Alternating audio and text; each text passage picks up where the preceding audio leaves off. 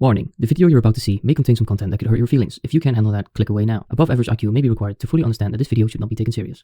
For some reason, people kept on bitching about my weapons ranked by fun video. Oh Dusk, you don't know how to play the charge blade. You don't need mind's eye. You are just playing it wrong. That's why you don't like it. These goddamn complaining people don't realize I make these videos for their entertainment. Now do they? I play more than 100 quests with the charge blade, and that is just in Rise. Charge blade was first introduced in Constanta 4, that is. Did you really think that I didn't know that there's an animation to get rid of the bouncing? Of course I know, but that doesn't mean that I like the fact that I have to do the animation. Also, great for you that you can play this weapon better than me, but if you're just gonna leave comments like you suck at charge blade, don't expect me to come argue with you in the comment section, you keyboard warriors. You know what? Charge blade is the first one on the chopping block. Let's go. Charge blade.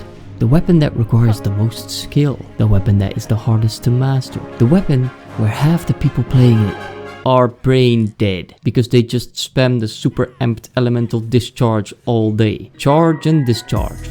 Charge and discharge. Charge and discharge. Yup, definitely need a big brain for that one. Why do these people have a freaking god complex? They feel like they are more than others, better than others, because this weapon is hard to master. Maybe it's just because their sword and shields are bigger. That must be it. They're still just insecure about their size. No wonder they have to do the big explosions to feel good. It's all coming together now.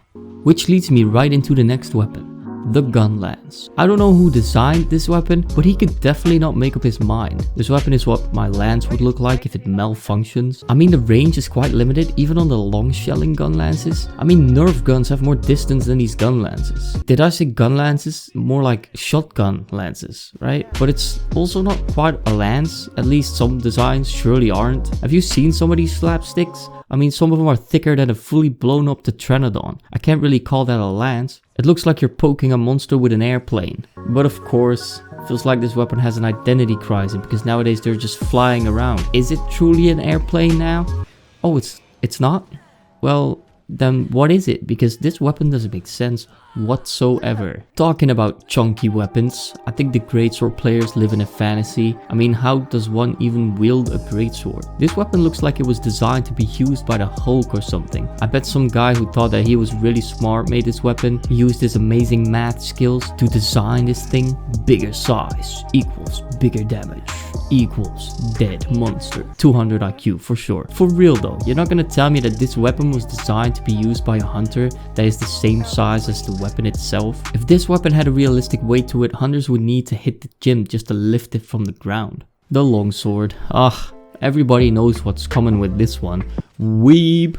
That's right, and for those who don't know what the term weeb means, a weeb is a derisive term for a non-Japanese person who is so obsessed with Japanese culture that they wish they were actually Japanese. Google it and you'll find longsword players. It's either weeb or you're just looking for easy mode. I bet all longsword mains have a quote: counter the world. You know it's bad when the typical counter weapon, the lance, has less counter moves than the longsword. It's absolutely ridiculous. Speaking of the lance mains are quite pathetic.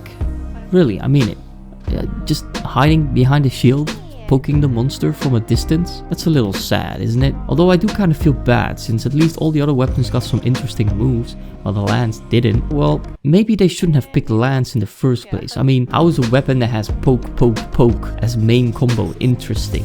And this has been the case for years now. Years. Just how? Talk about combo variety. Oh wait, you're saying the meta changed? Oh, what? It's now poke, poke, slap? What a change. This is revolutionary.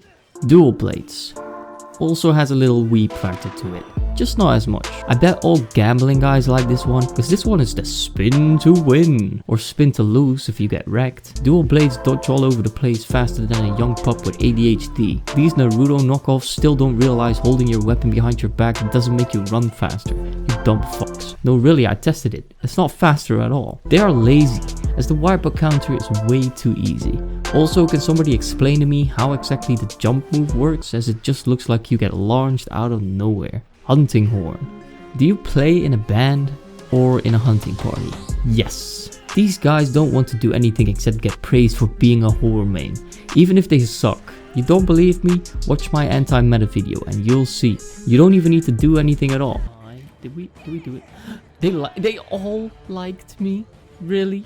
Your presence is enough to get praise. So why would you even do anything at all? Good luck when you are on your own though, as the quest times go up tremendously. I guess a solo artist isn't the way to go. The average IQ doesn't seem to be very high with this one as well, as they just go dude all day. But then again, you don't really need IQ for that weapon in the first place. Insect glaive. How many times are you going to jump before you finally believe me when I say you can't fly? And how long is it going to take for you to realize that you're not really learning how to dodge the monster's moves because you just keep jumping over them? When will you stop bitching about how all the other weapons aren't quite as nice as the insect glaive just because you don't know how to dodge with all the other weapons, since you didn't learn how to properly dodge because you're constantly using the insect glaive jumps? How long until you realize you are taking away from your own skill?